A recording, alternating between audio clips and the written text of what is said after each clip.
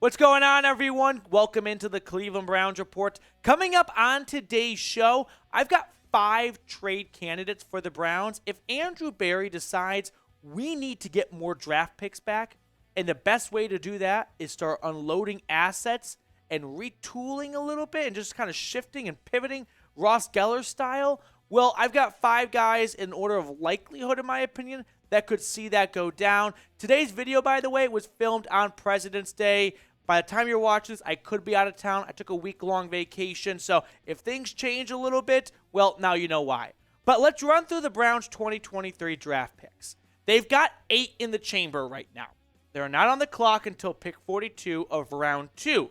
Now, for the record, I believe Andrew Berry is perfectly fine going into the 2023 draft with 8 picks. I don't think we all have to start panicking and start thinking trades are coming. They don't have a first-round pick. They're definitely making a trade to get more picks. No. In fact, last year, they didn't have a first-rounder, and they traded away their second-rounder. So if he wants more picks, I think trading back would make more sense than unloading assets in a win-now type of mode with how much talent is on this roster. But nevertheless, we have candidates because the NFL is unpredictable. So let's start in order of likelihood. Number 1, it's Greg Newsome. This has been a hot topic name when it's come to Browns rumors and whatnot over the last month. And in my opinion, he would be the number 1 trade candidate for the Browns. Could Cleveland look to try and get some assets for a guy who is their more or less third string outside corner? The top 2 jobs belong to Denzel Ward and Martin Emerson.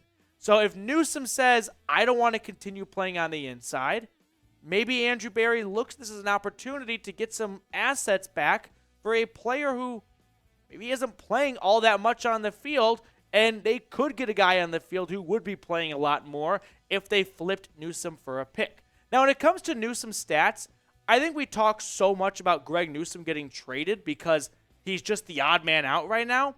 We kind of forget he's a good player still. We're not talking about trading Greg Newsome because he's been underwhelming or he's been bad. Yeah, he doesn't have a pick yet, but Greg Newsome is a really solid corner, in my opinion. Is he a first-round talent through 2 years?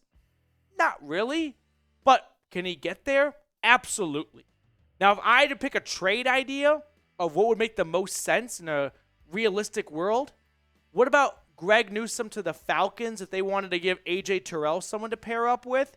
And in exchange, the Browns get Atlanta's 45th overall pick, and the Falcons get Greg Newsome and a 5th rounder. That way, Atlanta still has the same amount of picks in the draft. But now Cleveland's got the 42nd and the 45th overall pick. So be the GM. Would you trade Greg Newsome? I think at the end of the day, I'm not trading him unless I am blown out of the water with an offer that I can't refuse. For a second rounder, yes. Anything less than that, no. I'm going to keep Greg Newsome for the depth because you never know when/if, but mostly when Denzel Ward likely gets injured and you need another cornerback. And we are coming from the Andrew Berry school of thought of you can never have enough corners. So for that reason, I bet Berry holds on to Newsome.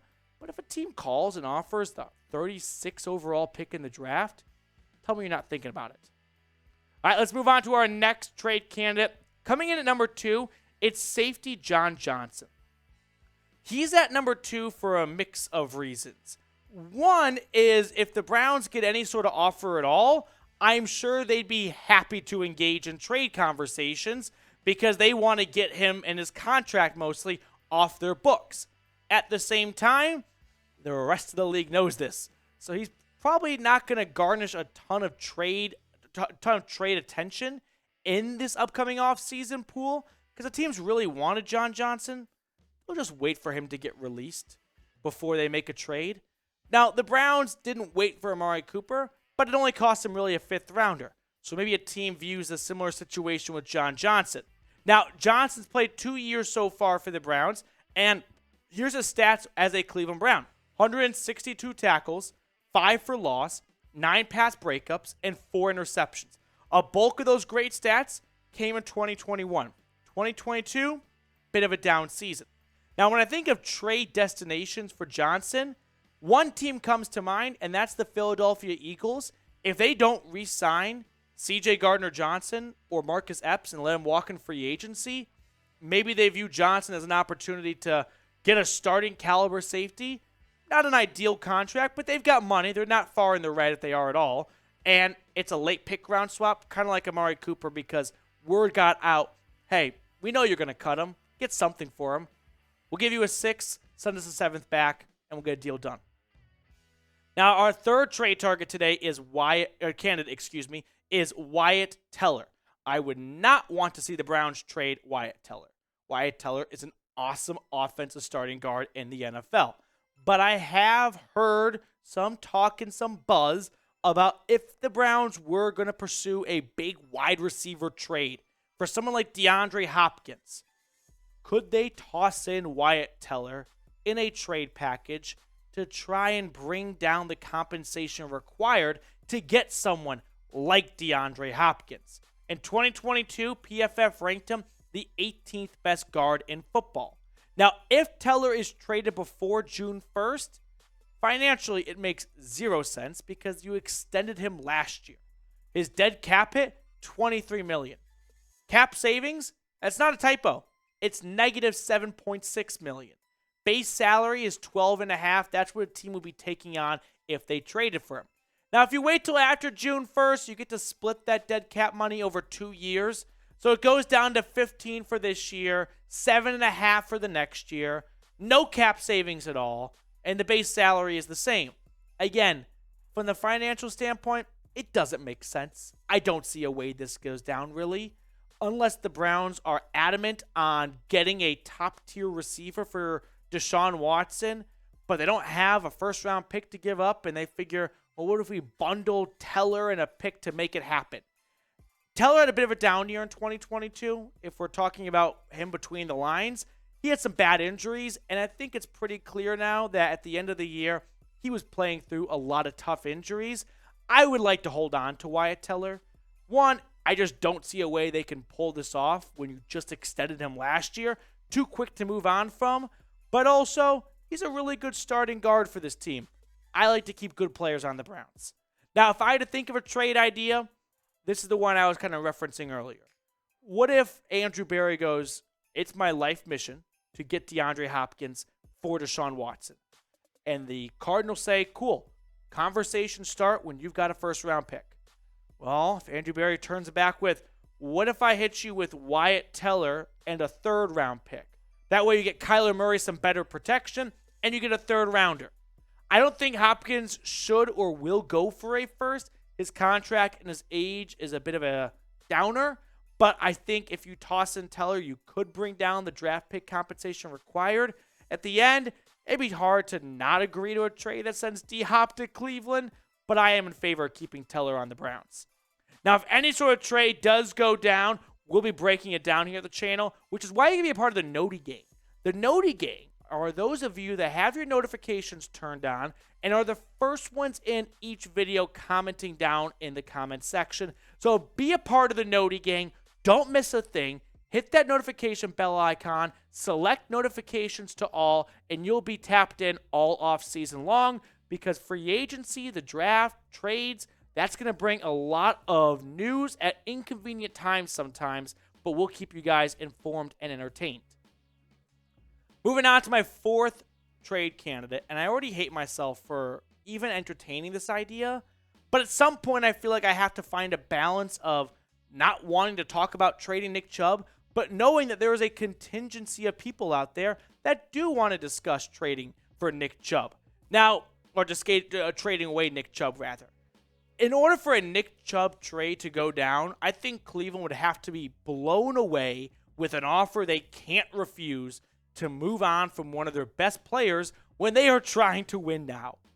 It really makes no sense unless someone swoops in with a first and more and the Browns go, we just can't pass on that type of offer. But here's the thing. Come on in. No one's going to offer a first rounder for a running back anymore. Thanks to Trenton Richardson, those days are done. Now, Nick Chubb's contract is about $12 million a season. That's not too much for a team to take on.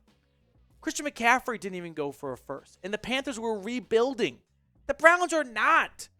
They're just not going to get an offer that is worth accepting. That's where we continue to kind of talk past each other when we discuss the idea of Chubb getting traded. Sure, if a team offers a Herschel Walker package, they'll take that trade, but no one's going to. So why are we wasting our time here? But if we keep it continuing for the rest of the guys here, the trade idea, if there was a team to give up a first, I think it'd be the Bills. The Bills kind of give me a sense of really big sense of urgency to win right now. Like their hair's on fire, and they'll move on from a late first rounder for Chubb to form, all the players and have Josh Allen, Stephon Diggs, and Nick Chubb. So a first and a third for Chubb and a fifth would be what I think a trade could look like. But that trade offer, it's never coming.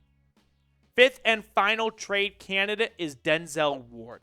I've got him number 5 behind Nick Chubb simply because financially it's next to near impossible to trade Denzel Ward this offseason. Remember, Denzel Ward signed a 5-year, $100+ million extension just last offseason. He had a bad 2022. PFF ranked him 18th out of 118 qualifying players. His 2022 stats, 53 tackles, 1 for loss, 15 pass breakups, 3 interceptions. But we all know that Denzel Ward did not look and play like a top 2 paid cornerback in the NFL. At the end of the day, though, the dead cap hit, it's just too high. If you want to talk about trading Denzel Ward because he's injured and he was underwhelming last year, I get that. But you have to keep in mind what a trade could possibly look like and how much it would cost. The dead cap hit is just too high to move on from. It's insurmountable for just one season. And the 2024 dead cap hit is still pretty high at $27.7 million. That's manageable, but it's still far from ideal. What could a trade look like? If for whatever reason the Browns were adamant on having to trade Denzel Ward away, maybe the Cowboys pick up the phone and call if they want to give Diggs a corner on the other side of the field. So here's my trade idea. A first and a fourth for Denzel Ward. I think that's likely the trade compensation. But again, his salary, it just makes him impossible to move this year. So as fun, or I should say fun, as much as you may like to dream about trading Denzel Ward because he always misses some games and he had a bad 2022 season, just ultimately the conversation has to end with the contract when you give someone 5 years, $100 million is too big to move on from after one season. But when it comes to Denzel Ward bouncing back in 2023, what's your confidence level at? Scale it 1 to 10. 10 being you think he'll be back to a Pro Bowl type of corner.